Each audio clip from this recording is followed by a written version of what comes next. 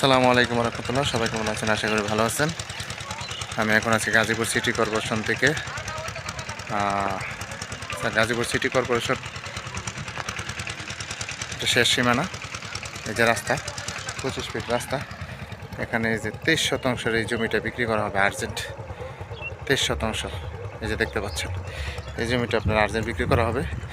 এই রাস্তাটা চলে গেছে সামনে, 60 ফিট রাস্তা আছে একবারে। এই 25 ফিট রাস্তা থেকে সামনে হচ্ছে 60 ফিট রাস্তা, 200 গজ সামনে বুঝে। হ্যাঁ, এটা হচ্ছে আপনার 23% একটা প্লট। এই জমিটা আপনার আর্জেন্ট বিক্রি করা হবে। এটা গাজীপুর সিটি কর্পোরেশনের অন্তর্ভুক্ত এবং শেষ সীমানা বলা যায়। এটা আপনার চলে গেছে ঢাকা টাঙ্গাইল রুট, এদিক থেকে সামনে।